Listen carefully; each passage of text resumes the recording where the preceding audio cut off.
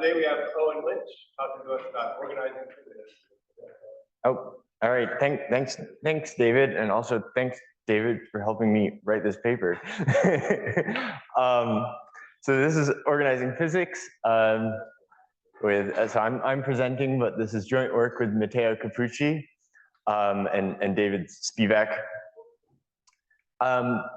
So David likes to start his talks talking about, like, caring and sense making, and but I sort of have a different vibe, which is more of a conspiracy theory vibe. I have a conspiracy theory that, like, all of these, like, different ways that we do systems theory, we can just, like, package them up. And so this is like what my brain looks like. I'm like trying to put all of these things together. So that the title of this talk is Organizing Physics.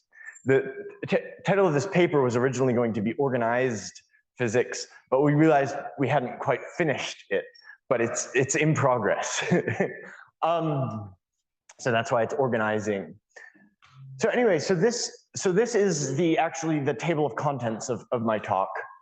So these numbers are the sections of my thing. So we're going to, so you can sort of follow the path, but the overall structure of this is how all the concepts in the talk relate to each other. So we're going to start with lenses. Sort of everything in this talk is based on lenses, so I think it makes sense to do a little bit of a review of lenses at the beginning. We're then going to use lenses to talk about two types of systems: continuous Moore machines and continuous Mealy machines. It turns out that there's a common generalization of continuous Moore and continuous Mealy machines called CORG, continuous org. Org is a thing that David likes, but it's for discrete systems, so this is the continuous version, so we call it CORG. But CORG is 5 because in order to make org, we're going to do the para construction. The para construction is going to do double duty in this talk because we're also going to use the para construction in the second half, where we and in the second half we show how we can make systems in org using either gradient descent or Hamiltonian mechanics or a secret third thing, which I'll get to. And so we're going to do a quick review of Hamiltonian mechanics, a quick review of gradient descent and the secret third thing. And then we're going to get to open energy driven systems, which sort of encompasses Hamiltonian mechanics and gradient descent. Our star example of open energy driven systems is going to be the n-fold pendulum. It's going to, basically we're going to set this up so that we make a pendulum, and then you can just compose it with itself as many times as you like, and then you get the n-fold pendulum. If Remarkables had animation, I would try to animate it, but anyways. And that'll be the end of the talk. There will be a brief intermission between 5 and 6.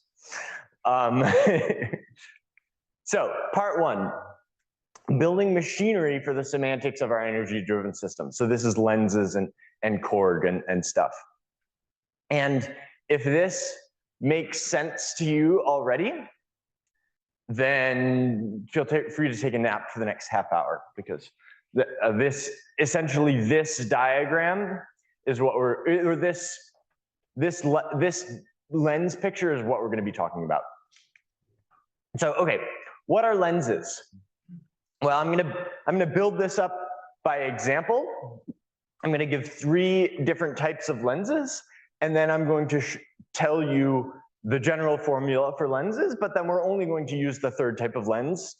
But because David Spivak 5 years ago at this conference came up with the general form of lens that we use, I thought it would be fun to give a little review of the general form of lens.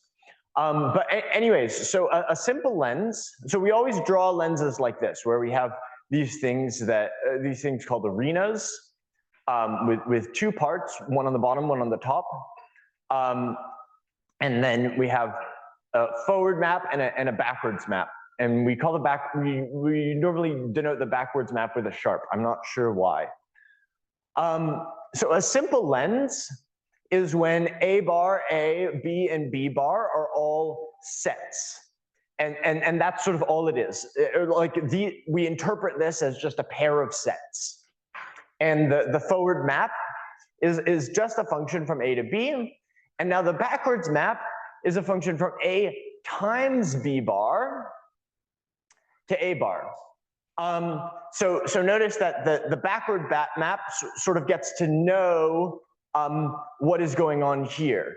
So I think of it, it's like we start here, we go this, but then we remember what we did on the bottom when we come back, because we get to use this A.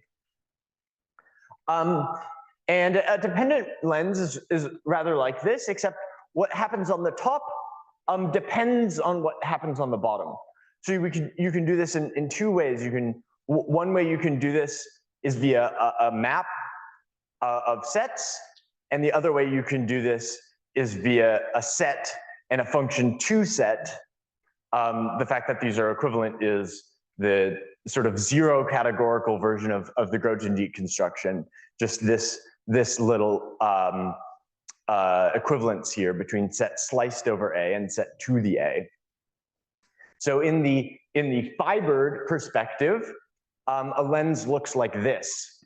We have the arena is two sets and a map between them. The bottom map is just a function on the bottom, and then the backwards map is a map from the pullback back here. So you can think of this as like here we just had a product as the domain, but here it's like you have an element of A and an element of B bar that agree on B. And the indexed point of view, the set to the A point of view on this is a diagram that looks like this, where I have a set P of 1, so this is polynomial functor notation, but you can just think of these as sets for now. So I have a set P of 1 and a set Q of 1, a function from P of 1 to set, and a function from Q of 1 to set, and then a function up here, and then I have a function, and then I have a natural transformation here, which says that if I go forward and then down, I get a set, and I have a function f star, which goes from the set Q of f of I to P of I for every I in P of 1. So those are dependent lenses. What we're going to be using in this talk is smooth lenses.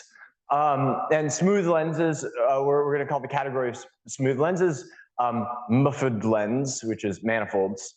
And a smooth lens, it basically looks like this, except the category of manifolds is kind of annoying, and specifically not all pullbacks exist, but there's sort of a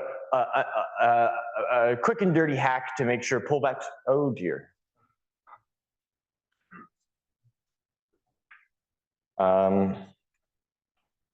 Okay. Oh, I just talked too long. Oh, I'm sorry. All right. Well, I'll be twitchy. So the quick and dirty hack to make sure pullbacks exist is to use submersions. A submersion is a smooth map that is surjective on the tangent spaces. So the derivative sends the entire tangent space at a point x. Like the image of the entire tangent space, S prime, is the entire tangent space at S of x on y. And basically examples of submersions are any fiber bundles or any vector bundles. So we're typically going to be using vector bundles, so submersions is a little bit maybe too general, but it just makes things easy because sort of everything goes into submersions. Okay, So here's an example of some lenses. This is actually a large family of lens, which is that if I have any smooth function from x to y, then I get a lens from x and the cotangent bundle over x to y and the cotangent bundle. And this is because sort of gradients go backwards. And this is how neural nets work. You pull back the gradient. I actually, so David has been talking to me about maybe extending this stuff to selection monads, and actually I made this slide before you said that. But you can think of like the cotangent bundle. The cotangent bundle is kind of like the valuations that Neil Ghani was talking about yesterday, but sort of infinitesimally. It doesn't tell me like a value on my whole space. It just says like, if I go in any direction, do I go up or down? Like, does my value go up or down? And so that's sort of why it pulls back. If I know how in y, like locally I can move around and some function goes up or down, then I can see, like if I'm in x and I have a function to y, I can look how if I move around in x, my thing goes up or down. And so lenses in general, yeah, Spivak 2019. I'm not sure when the paper was actually published, but I know you came up with the idea, yeah. So the idea is we take your favorite category of spaces. This is a very category theory thing to do because it's not a specific category. It's just like whatever category, and then you say the objects in there are spaces. So literally any category, and then you just have a spacey vibe. And then you look at any functor bun, which has a bundly vibe. From space up to cat. So for instance, space could be set, manifold, top, vector space, whatever. Bun could be, in the case of simple lenses, bun is just like sets with projection down, and this is sort of like a subcategory of the slice category. Dependent is just the slice category. Smooth is just the submersions. And then I take the pointwise opposite of bun and take its Groton deconstruction to make something fibered over space. And the elements of this Groton deconstruction are a space with a bundle over it. And a morphism is a function on the base, and then a function going backwards on the bundle. So this is great. So this, all of the forms of lens. So, and what this means is that stuff that I'm saying in this talk, you know, if you have a different favorite category of spaces, like the category of, I don't know, schemes, or the category of C infinity rings, or whatever, then you can probably also do all the stuff in this talk with that, as long as you have some notion of bundle.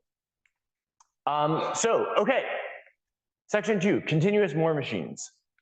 So a continuous Moore machine, it has a state space X, and then a lens to an interface AA bar to the tangent bundle on X. And the idea is at each state, I have an output A, and given a state and an input at the output, I get a new vector. So this is like a parameterized ODE with an output. The sort of the way I like to think about this is that this is like a controllable system. I get to observe what's going on in the system, and then depending on what I observe in the system, I can change how the system is going to evolve. But I can't sort of change how the system is going to evolve in any way. I can only change it through I can't like choose any tangent. I have to change it through this mechanism. So I can only change it by choosing certain parameters for the evolution of the differential equation. So this is So for example, a controllable system, like a steam engine, sort of falls into this, where if the input is like steam pressure and flow rate and the output is rotational velocity, the state of this system determines the rotational velocity of the output here. And then I can sort of make it, maybe like try and accelerate or slow it down by controlling the steam pressure and flow rate to the system. Continuous Moore machines form an operette algebra.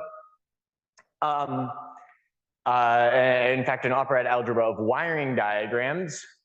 The idea here is that I have an operad where the types in the operad are arenas and the operations are lenses. You could also think of it just as a symmetric modal category. And then for each arena, I have a category of systems on that arena, which are exactly what I said before. So it's manifolds X and that have this relationship to the interface. And if I have a system on an interface A bar A and a system on an interface B bar B, I can make a system on the combined interface. And I can use this, so this wiring diagram describes a lens from A times C times B times D to B times D, which is just the projection map here, to D times C over C. So I have an interface here and an interface here, and then the interface on the output is here. And then I can stick a Moore machine into each of these boxes and end up with a Moore machine on this. So this is all categorical systems theory as given in the David Jasmeyer's book. But there's another type of machine, which is continuous Mealy machines. And actually, when I was writing up the notes for this talk, so Eigel and I share a notes repository. And I was writing up the notes for this talk, and I was like, did I write anything about Mealy machines in my notes? I hadn't, but Eigel had. And I got this, I didn't know that this was what a Mealy machine was. I had written this paper before I knew this definition of a Mealy machine, but it actually fits very nicely into this paper. So a Mealy machine is I just put the interface on the other side, and this is a little bit like a Moore machine, except it has a little bit of a different vibe. It's still sort of like a parameterized ODE with an output, except now the output is A bar and the input is A. Whereas in a Moore machine, the output was A and the input was A bar. And that means that now the output can depend on the input.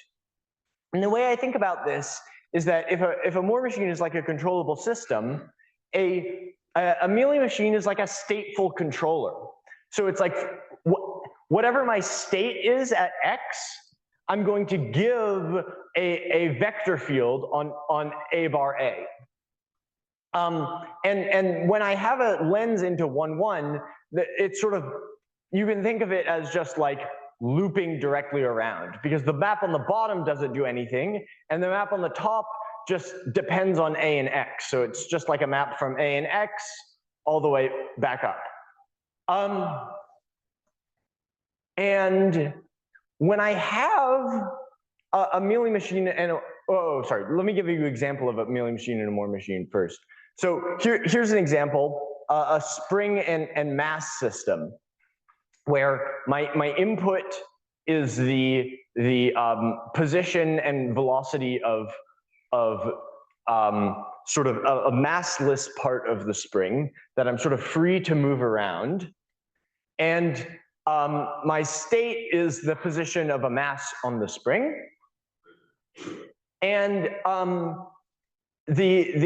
depending on where I put this end of the spring, the dynamics of my system change. Like I could push on it, and then I'm putting energy into the system by pushing on it. But I also sort of get a feedback from, like, if I put, when I put the position in a certain place, this system is going to exert a force on it. If the spring is like overstretched, then it might be pulling this x1, and if it's compressed, it might be pushing this x1. So here's the differential equation for this. So the derivative of x2 is 1 over m times the momentum, and the derivative of the momentum is the force of the spring. So this is the length of the spring minus the resting length of the spring. And then the force exerted is sort of equal and opposite to the force on the spring. And then don't worry about this. This would all. Anyways, this is an example secretly of one of my systems that come from Hamiltonian mechanics. So you sort of have to have this V in here, but it doesn't really do much in this system. So now composing more and Mealy machines. So if I have a Moore machine and a Mealy machine, then I can compose them to get a closed system on x times y, basically by this string diagram. So I take txx, I use my Moore machine here to get a bar a, and then I use my Mealy machine, which has the monoidal unit as output, to combine it with ty and tx, and then I get a map from tx times ty to 1, 1, which is just a vector field on txx, tyy, and so that's a closed system. So, ¿por qué no los dos? Why can't I have things that are both a Moore and a Mealy machine? And there's sort of an obvious way to do this, or at least obvious in retrospect, as many things are, which is that I just have an interface on the left and an interface on the right. And now, of course, when B bar B is 1, 1, it becomes a Mealy machine. And when A bar A is 1, 1, it becomes a Moore machine. And now these things compose, sort of just in the way that I said here, but with a couple extra steps. So I call these things Mealy-Moore machines. And these are going to form the morphisms of a category that I'm going to get into in a bit. So how are we going to construct this category? Well, this txx kind of looks like a parameter to this morphism. So let's use the construction in category theory, which allows us to talk about parametrized morphisms, which is the para construction. And here's the way the para construction works. Well, there's many variants of the para construction. I'm going to give a sort of one variant of the para construction that is sort of at the right level of generality for this talk, but there's fancier versions with double categories, then you end up in triple category land. And sort of in the course of this talk, I've realized why you want, or in the course of writing this paper, I've realized why you want triple categories, but I haven't quite figured out how to use them yet. So I'm not going to inflict that on you. So here's how the para construction works. I start with a symmetric monoidal category of what I think of as state spaces, but also as parameters. So this is sort of what's going to go in this slot. And then I have another symmetric monoidal category of interfaces. And then I have an action of this symmetric monoidal category on this symmetric monoidal category, which I use this bullet. And then from this data, I can make a symmetric monoidal double category where the objects and vertical morphisms come from C, and the horizontal morphisms look like this. So a horizontal morphism from A, which is an object of C, to B, which is another object of C, consists of an object of calligraphic A, and then a morphism in C from A bullet X to B. And then I have two cells. So a two cell sort of allows me to think about reparameterizations. And essentially, it's a map between the parameters such that this commutes. So we're not going to go too far into this because we're immediately going to, in our actual categories, we're going to do something brutal, which is we're going to locally, we're going to take local connected quotients to just quotient down to a symmetric nodal category from a beautiful, lovely double category. But in the double categorical para construction, this is what the two cells look like. And how do these compose? Well, if I have a morphism from A to B and a morphism from B to C, where the parameter here is X and then the actual morphism is M and Y and N here, then I make a new morphism with parameter X times Y, or X tensor Y really, because yeah, this should be tensor sub A. And then I use the action to say, this is actually isomorphic to A bullet X bullet Y. And then I can use my two morphisms M and N to get all the way to C. And if I put this in string diagram notation, it looks like this. So I have my parameters here, and then I go from A to B to C. So now that I've told you about para, I can use para to construct Korg. Okay, so when did we start? Don't tell me that, Dave. So Korg, I just applied the construction that I used to have to manifold with isomorphisms, and this is why I want triple categories, because I want more interesting things, but in order to get more interesting things, I need not just lenses, but also charts anyways. But we didn't do that for this paper. But sort of like this is like, I'm like, Matteo is right, we need triple categories. And so anyways, so the state SMC is manifolds with isos. And then the interface SMC is manifold lens. And then tangent is a functor from manifold with isos to manifold lens.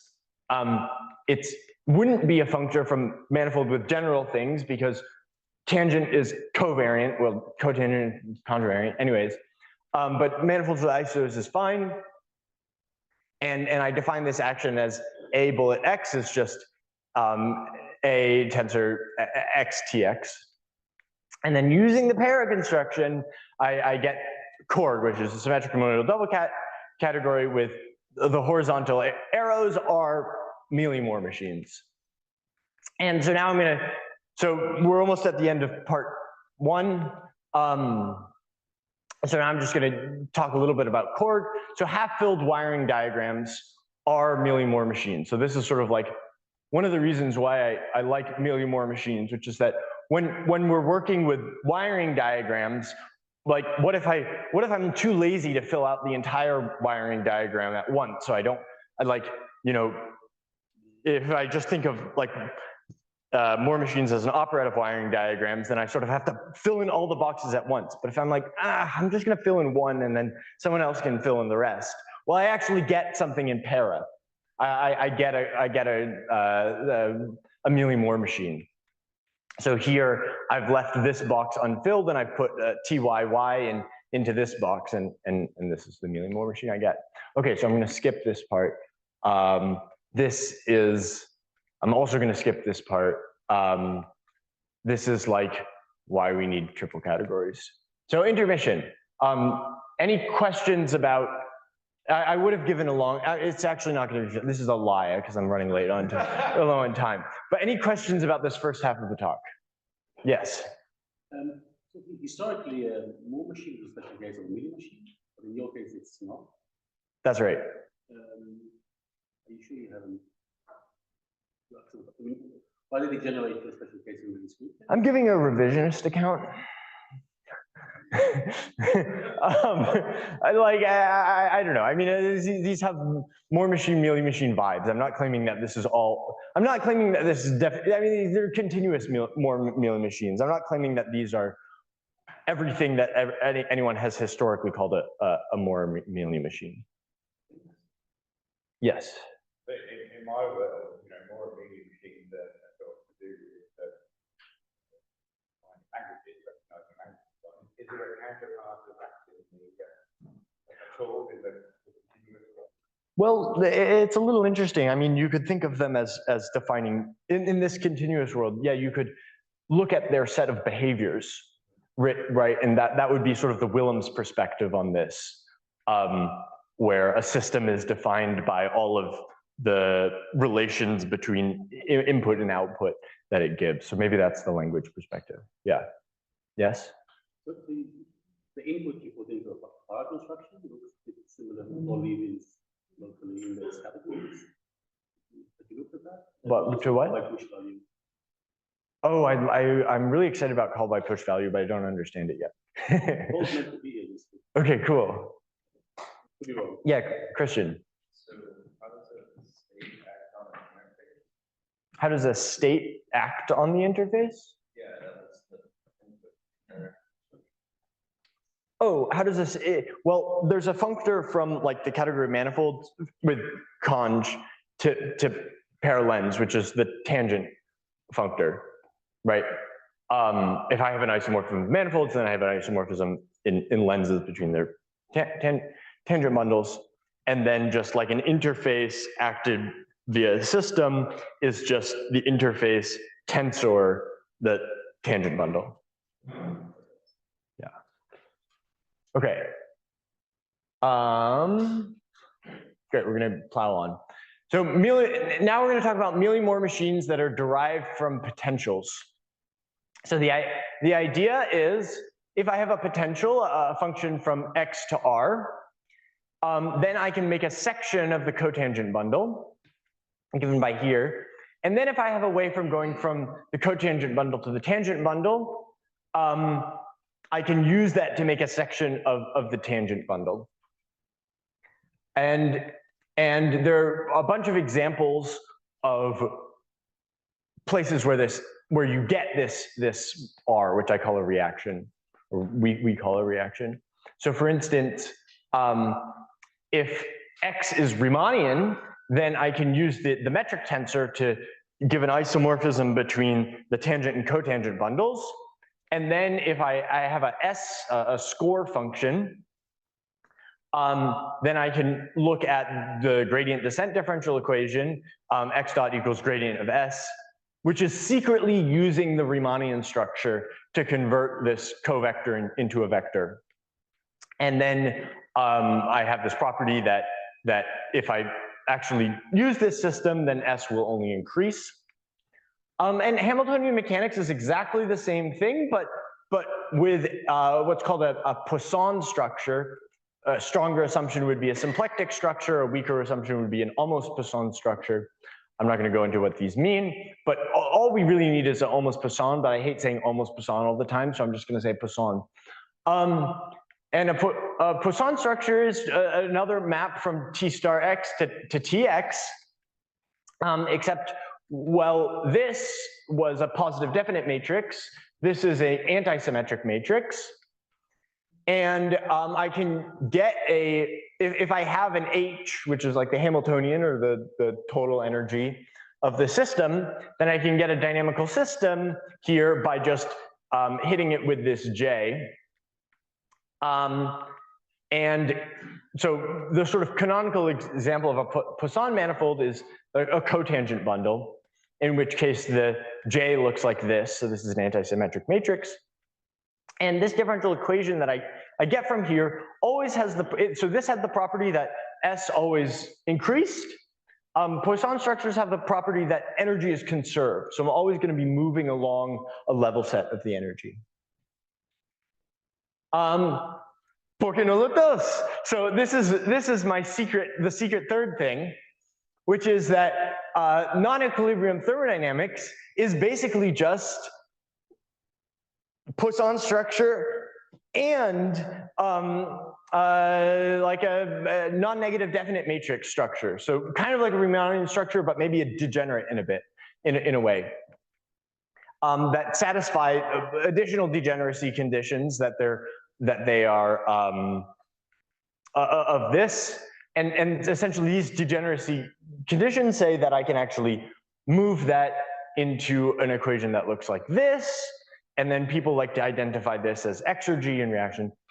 I wish I had more time to go into this, but this idea of a reaction structure goes beyond classical mechanics and gradient descent. It turns out if you combine the notion, and you can also talk about non-equilibrium thermo. Okay, so now open energy driven systems. So this is sort of, yeah, the big thing in this talk, which is that if I have a manifold with a reaction structure on it, and then a smooth function like this. So this looks kind of like a para thing, but then I have this extra R, and this R is sort of where I'm getting my potential, or my energy. So that's the energy-driven part of this. Then I can make a Mealy-Moore machine. So the Mealy-Moore machine goes from T star A to T star B. And the way I build it is that it needs to go from T star A across Tx x, because the parameters are always of this form. So how do I get it Tx? Well, I use my reaction structure from the T star xx.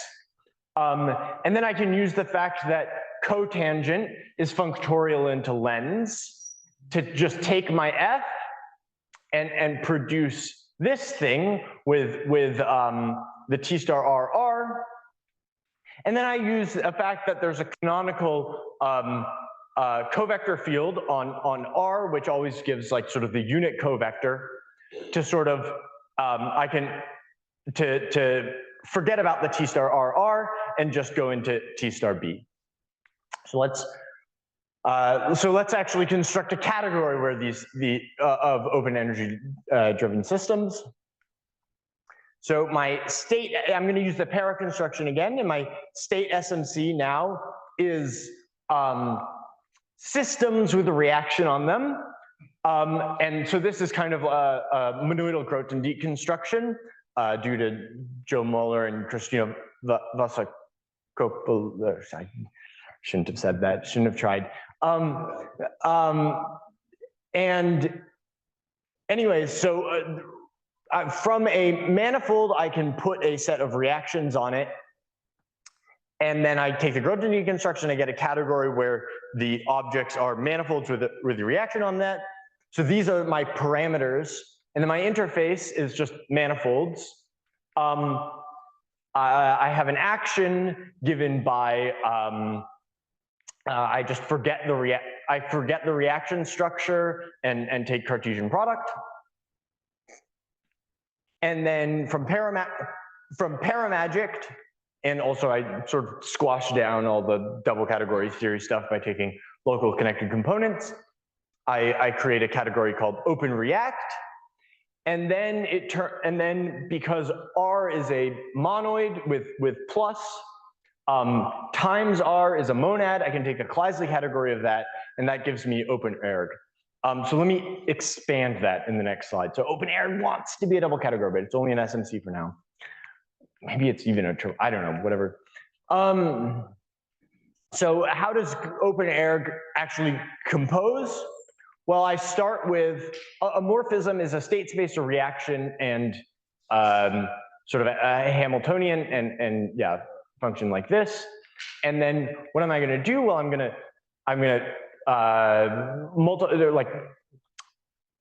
take the product of the two state spaces, take the product of the two reactions, and add up the potentials.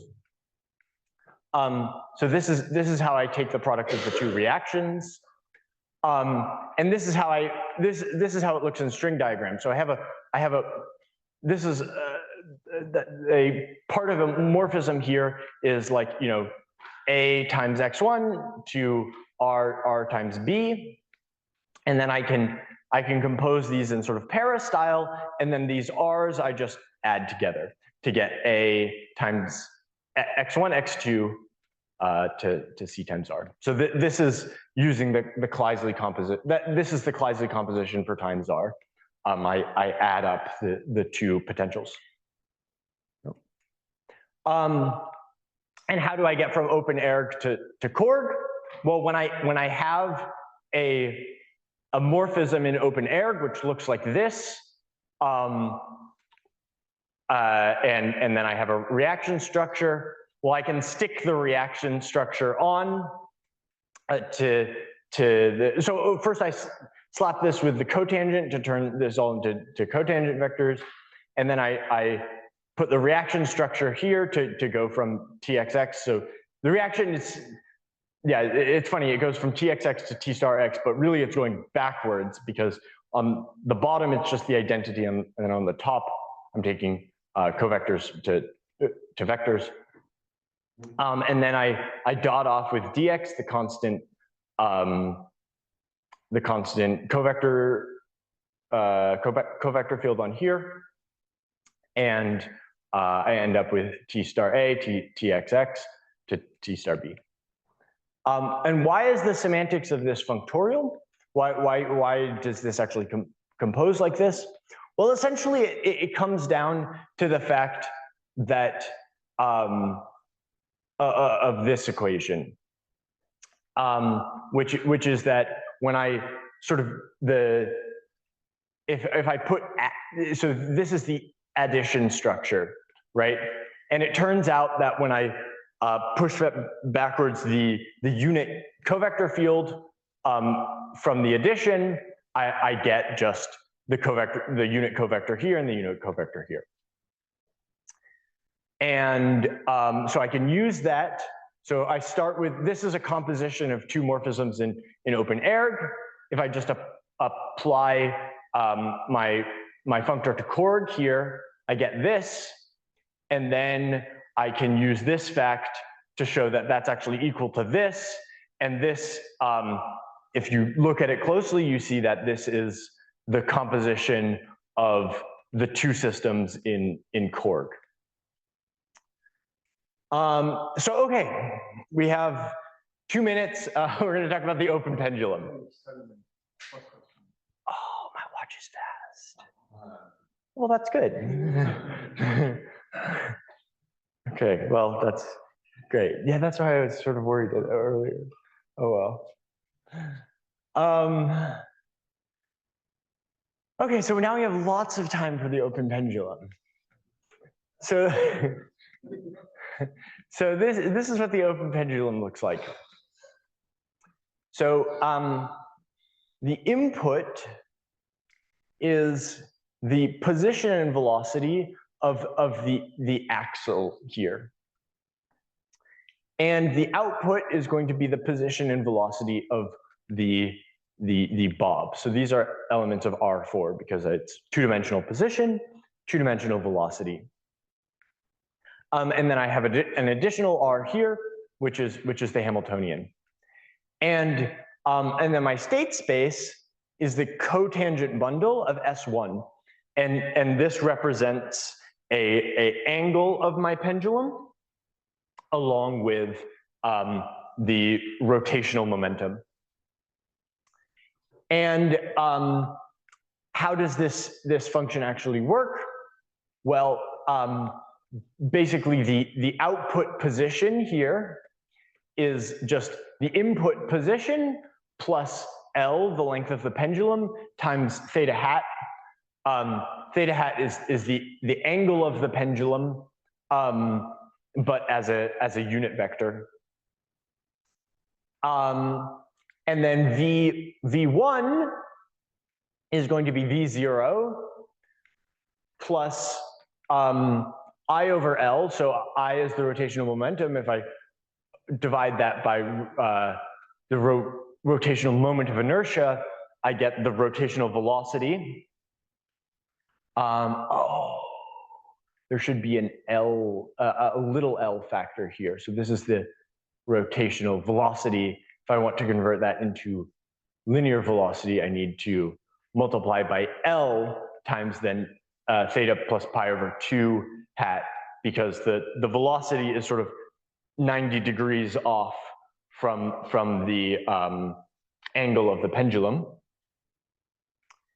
And then my Hamiltonian here is just kinetic energy, which is 1/2 m v1 squared, the velocity of the bob, plus potential energy. So m, the mass of this pendulum, times g, gravity, times the height, so x1, 1, the second coordinate, I index from 0, so the second coordinate, which is the height of the bob, so that's the potential energy. And then I've just set, all I have to do is set up how the position and velocity of the bob depends on the position and velocity of the axle and the state of the pendulum. And then I give an energy. There's a standard Poisson structure on any cotangent, bundle. And then that gives me a more Mealy machine when I hit it with my functor from open air to Korg. And then just compose it with itself. I'm really not going to say anything else, because that's all you have to do. I mean, it's just, if I implemented this in software, it would just be compose. It's not, I don't even have to set up a wiring diagram, because these are just morphisms. They just compose with each other end to end. So that's sort of the end of the talk. So how much time do I have left? 3 minutes plus questions. Okay, I mean, I'll be generous about questions, so I think I'll just wrap up. So comparison with similar formulation. So David Jazz has a book where he does a lot of lens-based double categorical systems theory. And in the lens-based double categorical systems theory, there's this really cool thing where behaviors, so actually the language that a continuous Moore machine recognizes is representable by the clock systems. So morphisms out of the clock into my system actually are behaviors of that system, which I think is really cool. And I want that for Korg, but we don't quite have it because to do triple category theory, I'm angry about it, but I guess, yeah, that's what has to happen. But one thing that Korg has that DCST doesn't have, I don't think, is that Korg has Mealy machines as well as Moore machines, which I think is kind of cool. And another sort of similar formulation of this stuff is resource sharers and resource sharing machines, which Sophie Libkind has worked a lot on and are also in David Jazz's double categorical systems theory book. And the advantage of Korg over resource sharers is that Korg has no relations. So when I do resource shares, you can set it up nicely so that if the resources that I expose are just like coordinate projections, then I don't have to do any algebra to compose them. But in general, if I want to expose like a function of my coordinates, then I might have to do, like if I'm implementing this on a computer, I end up with a differential algebraic equation, which has algebraic constraints and a differential equation. And then I can do some clever computer algebra to solve that, or there are numerical methods, but it's a little bit more of a pain than just a straightforward differential equation. And so all of the time when I'm working in Korg, I don't have to worry about any algebraic constraints because I'm never I'm never like setting things equal to each other. I'm just like defining things via function composition.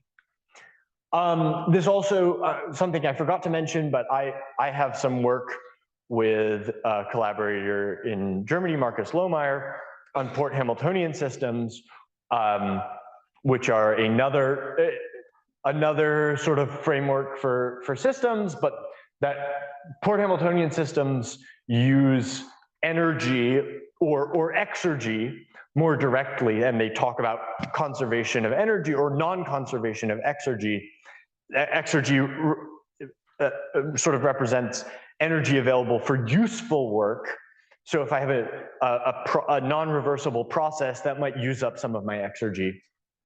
And that has a similar problem as resource shares, which is that how we're currently working with it, you have to solve lots of differential algebraic equations. But you can think of Korg and this as sort of, if I can factor my system in a clever way, then I can compose with it and avoid having to solve differential algebraic equations in the future. So that's the last slide. Thank you.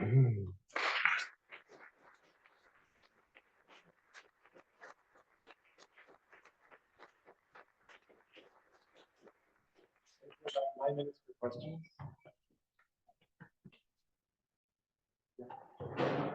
That's the things, how weak are the triple categories that you want, and is there any laxness or off-laxness involved that you would want that? Matteo are here, you could say, yeah.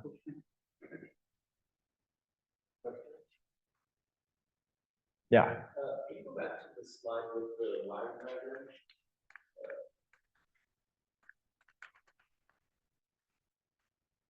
This one? Yes. So why isn't the input just A? Oh, why is it A times B over A? What? Yeah. Sort of the interesting part of the input is A. But it's A times B because I'm working in lenses that are submersion, so I have to have a function from the top to the bottom. So here it's just the projection. But it's like each fiber is just A. Yeah. Yeah. Thanks. You mentioned implementation, right? Yeah. Where you to implement this. How do you think you would implement this? Like, would you compile it down to a bunch of differential equations, or in a solver, or some kind of C? Can the implementation use this compositionality somehow rather than just description language? Yeah. So the interesting thing about this is that because it doesn't use any relations, like I said, you could actually implement this in like Haskell, right? Where you actually used functions and types for all of this, and then you used like a automatic differentiation library like AD. But of course, I would probably write it in Julia because that's what I'm more familiar with. But then you could also probably implement it in a computer algebra system. But you wouldn't need the full power of the computer algebra system because you wouldn't have to solve any equations. Yeah, you can implement it in a lot of ways. I guess I don't know if that answered your question. Do some kind of vector field simulation? Yeah. Basically, like, you know, you do all the composition. That's all like either function composition or symbolic manipulation, and then you close off your system to get something from like 1,1 tensor xtx to 1,1. That's just a vector field on X, and then I just solve that with Runge-Kutta that. Yeah. Yeah. So what's promising about this is the fact that by composing things, you can feel much more intricate and bigger systems. Mm-hmm. What's the state of the art in big systems? Like how far up do you need to aim to surpass state of the art? It's a good question. I mean, so there are lots of, so there are. I would say the state of the art that I'm familiar with is Modelica and also SciML in Julia. There's a library called SciML, which is made by Julia Hub.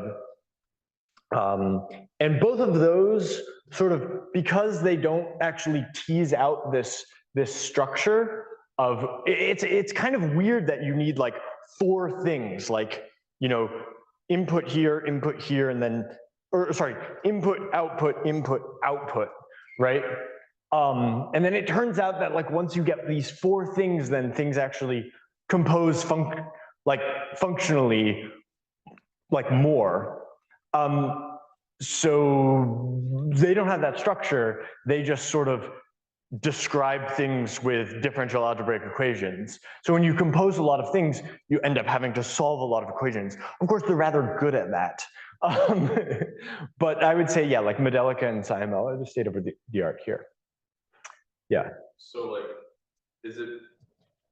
can you kind of say that the benefit of this functoriality is that you can almost now like back propagate through your physics system? Yeah. Yeah. Oh, okay. So that's another advantage of this over SciML and Medelica, which is this is sort of, you know, if you're working with, you know, classical mechanics, then you have to do a lot less work because you can just say, I'm just going to specify the energy of the systems, and then I sort of automatically have Poisson structures as long as I'm working with cotangent bundles.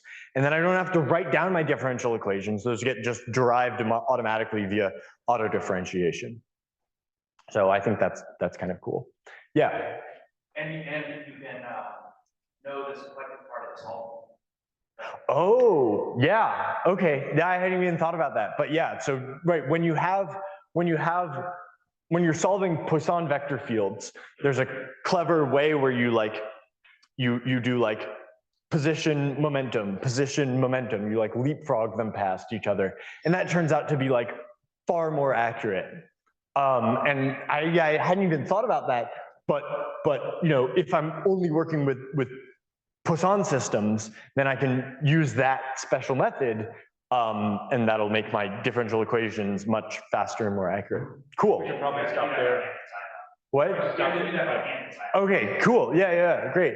I think we should probably. Okay, we should stop there. And let's thank Owen again.